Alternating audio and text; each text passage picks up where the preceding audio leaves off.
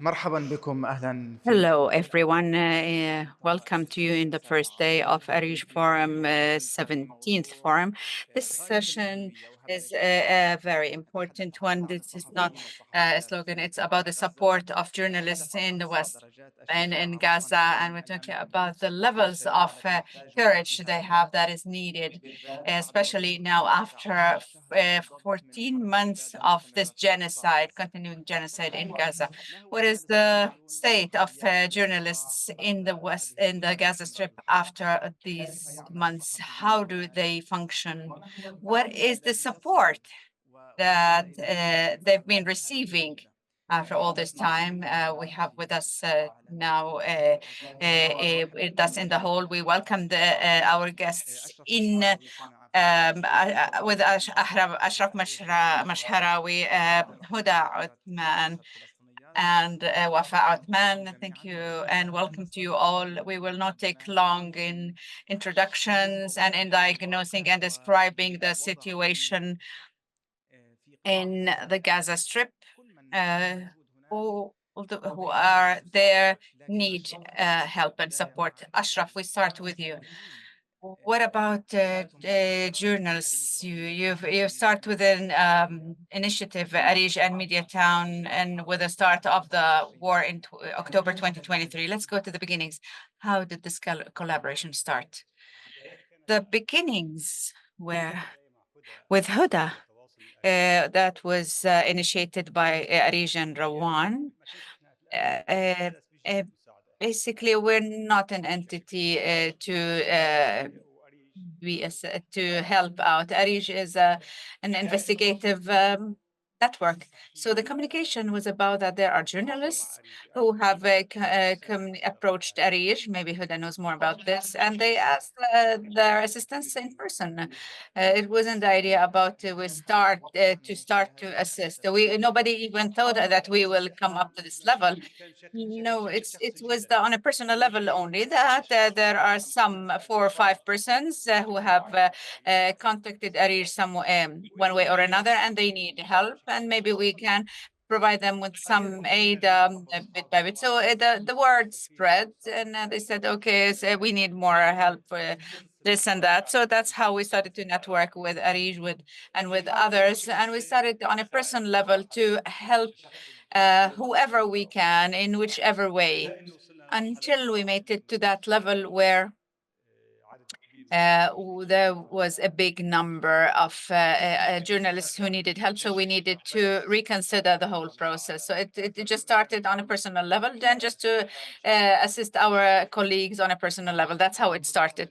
And Huda, before diving into this discussion, let's go back to the needs. And the needs are humongous. And of course, if we say that it's catastrophic, this is an understatement. Huda, tell us more about the beginnings of how this thinking started. How can we provide support journalists under war? And we were in ARIJ Forum last year, and it was only 2 months for the start of the war, and things were horrifying. How did the start in last year's forum started and initiated? I'd like to say something. It's an honor for me to be in such a session with colleagues from Palestine, and I'm not a Palestinian, and I didn't play a role in and to have a role in assisting journalists in Gaza. But that is a normal thing to do. It's not about Arab organizations or media platforms to support the Palestinian journalists in Gaza, because that's a given. And we, as a journalism forum or a society, that should be normal. And what is happening there is unprecedented. And the numbers that we've seen in all wars, World War I, Vietnam, and others, we've never seen such a level of atrocities. And we see them that they are caged. Nobody can enter and approach them, and aids aren't being received. So what we see from the international um, journalism arena should be in line with this emergency situation that we see. Last year, during the last year's forum, it was only 2 months for the start of the war, and then we were even already in a situation we could not fathom what was happening. And regarding this initiative. I don't know what to call it. We're not an organization to play this big role, but when we've started in providing this assistance, we did not say, let's come up with a project and on this day and start this initiative. And here I would like to thank many who have supported us financially. Uh, Correspondence Without Borders, RSF, CBG, and Ford Foundation, OCCRP, Human Funds, and Orticus, and a big number of organizations who have financially supported us. However, all these were fragmented. We thought that we would provide support to 5, 10 journalists of our colleagues, but that was not the case. And there was nobody else to step in and help out.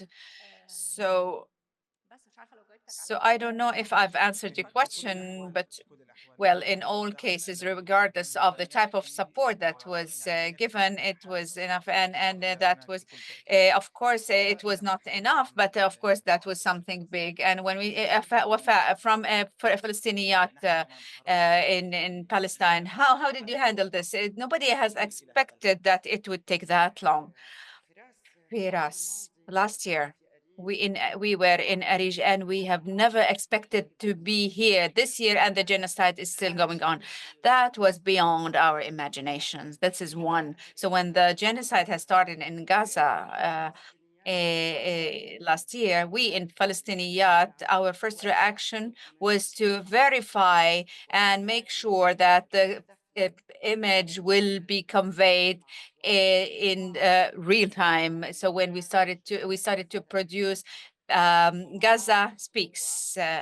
And then after a week, and me personally, I knew that it was a genocide, and we decided to speak out and say Gaza under the genocide. And we've expanded the production in order to provide and for in the dignity to our journalists. And now about 100 journalists work with us from the Gaza, 80 females and 20 males, and the need emerged, as Huda and Ashraf said. That we need to go back to square one, which means basic needs, food, water, blankets, basics. To us in Palestinian, our main concern are journalists. So we started to provide the basics, at least to help support in the basics, and then to provide tents for the female journalists. And then we could not continue the support. So this is where we started to provide cash assistance. So we provided support to around 528 female journalists. This was cash assistance, and 380 male journalists, so 800 total, 830.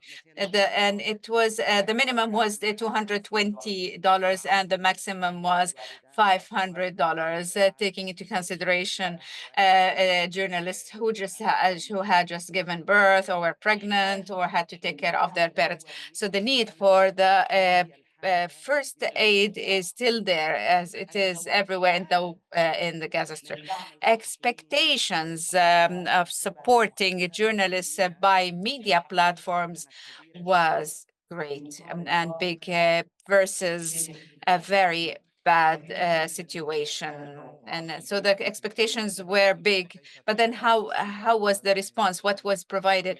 The question, Ashraf, when we talk about the current situation, in place and the needs. And as Wafa said, that we need to provide job opportunities for them to have an income in a dignified way. Journalists under this war, but with a continuation of this war for the 14th month in a row. So the situation is different.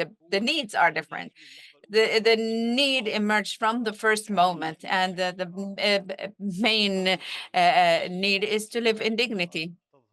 And so this picture is always surfacing to others from the first moment of this war. And I'm part of this community, journalist community. Israel has worked on demolishing all present institutions. We all have, lost our headquarters, our offices, our equipment, our safety tools, everything. We lost everything. And of course, previously it wasn't the case. It's a long story. Anyway, first thing that we've done is that we've lost our tools. The journalists have lost the equipment by which they would convey the picture of what's happening, meaning me and my colleagues. It was more than the basic humanitarian need. We lost the means of our work. And so it was how to support each other, the colleagues, in order to continue in covering what was happening and conveying the picture. Now, journalists, they don't have cameras. They don't, but sometimes the lens is not the required one, and or at times we would use the mobile because it's difficult to carry a camera, and we would be easily targeted. So that's how we agreed with the different TV channels, and that we will use our mobiles. So the thing became like, how do we provide the tools and secure that equipments are there in order to continue the coverage? So even when I used to receive a call from colleagues, they would say, "I need this lens. I need your laptop." My laptop, of course, was destroyed. Some platforms were completely gone, and also the continued displacement. Let's say now we're in a hotel, and your room is 212, and then and now then the reception would call you, just move on to room 313 or to room 101. So the continued movement, some equipment were not destroyed, but were lost. So we're talking about equipment that are not existent anymore. Yeah, that's the main need that has emerged for journalists, and after this long genocide. And Huda, when we continue about the situation at the beginnings, when there were journalists, there were organizations that were completely demolished, and they're vanished. They're not there anymore in the Gaza Strip. Purchasing new equipment was very difficult at the beginning. What about now? Now it's impossible, of course, but we are continuing our efforts at the beginning. And just to explain to some the picture, how do we provide assistance? We try to replace their equipment and get it from Gaza, within Gaza, because Israel is prohibiting getting anything into Gaza, any equipment into Gaza. So then at the beginnings, we were able to provide some new equipment, but now most equipment that we are able to provide are, of course, used. But that's what we have to do, and we had to be updated or maybe align to the new situation, emerging situations. But the need was big; it's always big. Well, we're talking about 800 providing, as Wafa said, that they've provided this cash assistance. But of course, I'm sure that it's not enough, or it's already gone. It's an ongoing need. Let's say we've given them or provided them with an equipment. Maybe it's now confiscated, it's gone, it's destroyed, it's lost. So the journalists who were supported need another support. They need continuous support when then we talk about the basic needs, tools and equipment to do the coverage. So just for those who have got the assistance at the beginning, let's talk in November or December or January last year. What about now when you communicate with them, those who have received this aid? Well, first thing I want to start telling you about is that we're talking about 192 killed journalists and or workers in media. Among them, 24 male journalists. So we need to pray for them and say that the coverage is still ongoing, will continue. We've conducted a study in October just to assess the mega catastrophe in Gaza. In our study that was conducted last October, this October, we're talking about 97 percent of those surveyed have been displaced, and 54 percent of journalists live in tents, not in flats, not in shelters. 48% their houses were completely demolished. 45% of those who were displaced, they have moved between 5 to 10 times. They were displaced 5 to 10 times. 15% were displaced for more than 10 times. This means that those who had gotten this assistance in October, November, or until January last year, look at things. Even those who have moved on for 10 times, each time they were displaced, they might have moved or would have lost their equipment. There's about 38% have lost their safety equipment. That was anyway the minimal. So we need to remember that Gaza was under siege for the past 18 years. There's about 68% have lost their laptops. 56% have lost their mobile phones. So when they talk about providing income and dignity, when we say that ARIJ is providing equipments are being lost. Even when they're provided with equipment, the equipment, of course, are lost. Also, the income, the way they get their income is gone. So we're talking about journalists wearing press vests, but that's not a vest. It's it's just an indicator that whoever wears this vest is a journalist. It's just so we are in need for equipment, for tools, safety tools, laptops, mobiles. We are in need for shelters. We need to provide more tents. We need to remember that a journalist is not detached from his or her own family. A journalist will not be productive if they were not sure that their families are safe. So equipment, it's not enough. It's like a drop in an ocean.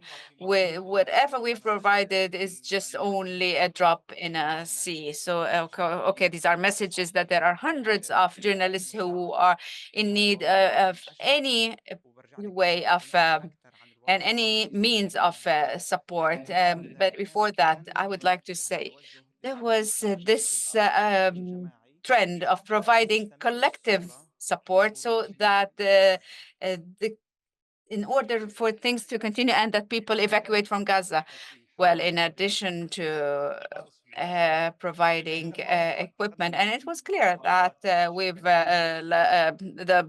offices and headquarters were demolished and destroyed. And part of them could not function. So we started to work in a tent in Shuhada Al-Aqsa Hospital. That's how we started the work, as you see it in this picture.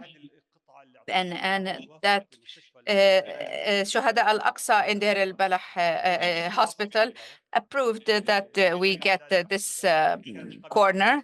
So, and that previously there were no chairs, a limited number of tables, but this place used to be approached by many journalists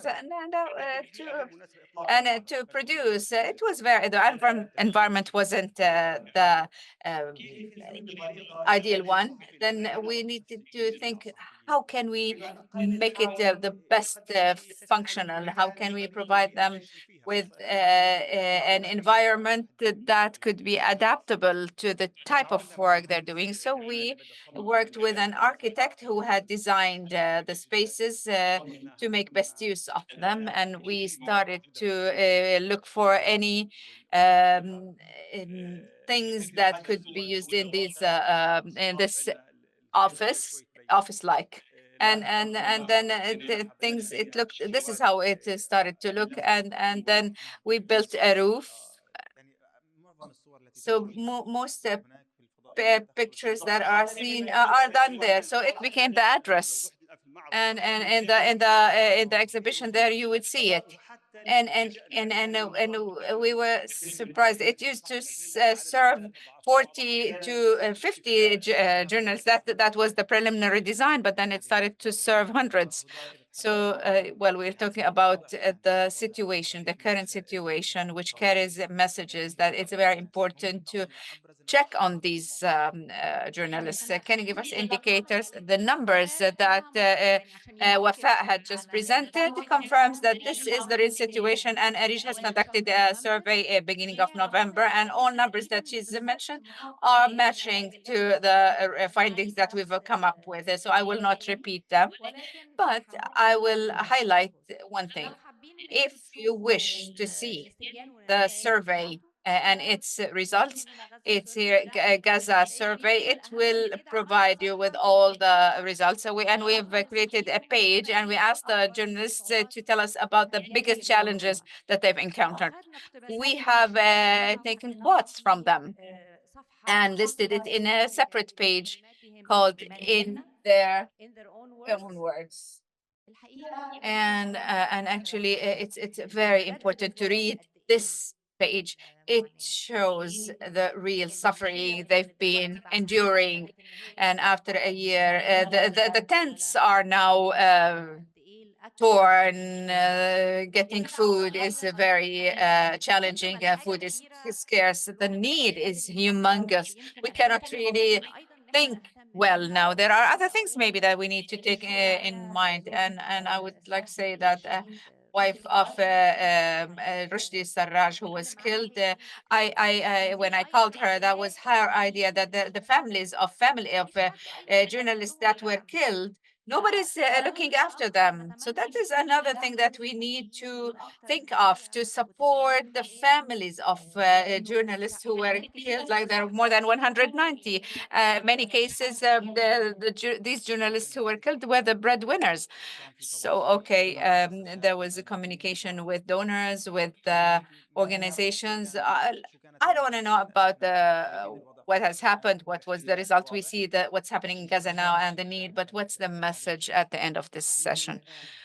Well, thank you for asking this question, because even if you have not asked it, I would have talked about it. The expectations were high.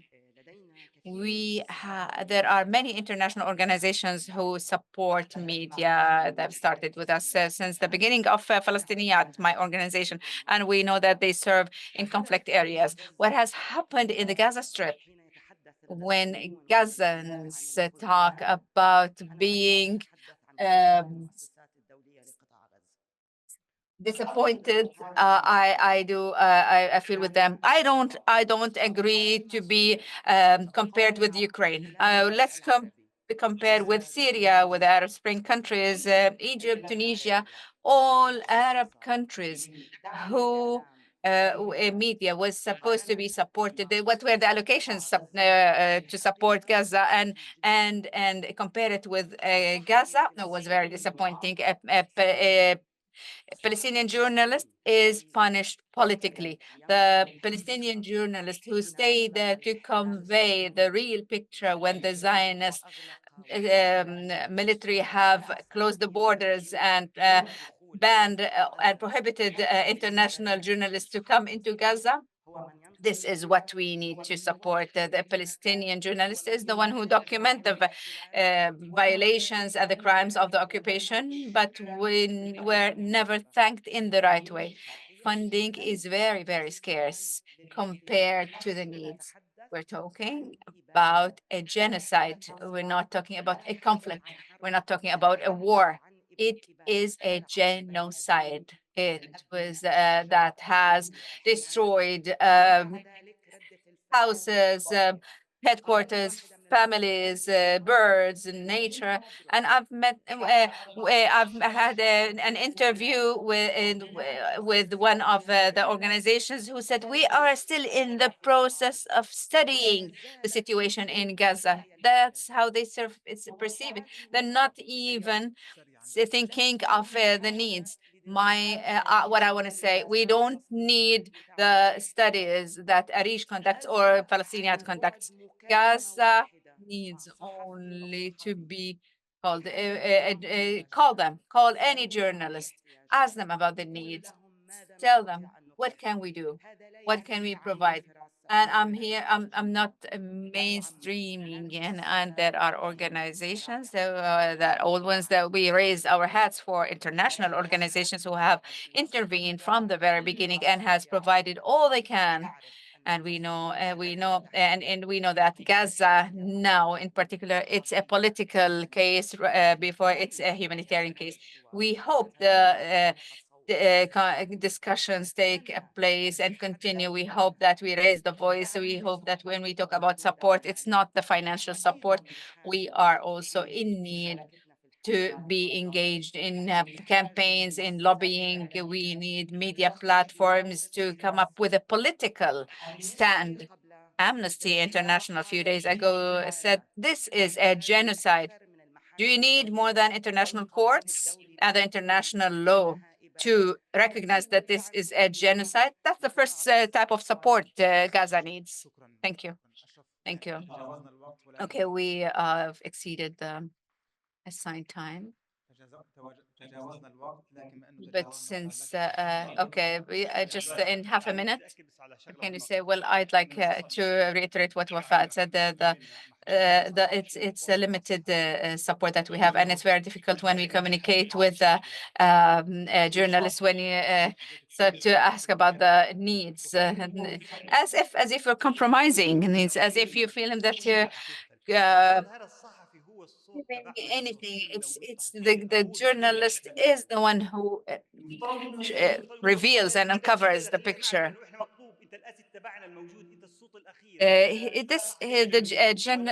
Journalist is the voice. Now the number of journalists is dwindling from 100 to 70 to and less and less. We're supposed to provide a journalist all that they need without asking them if they need or they don't need. They do need. They need to convey the voice, to convey the picture, and the number is limited. We should not ask, do you need? They do need.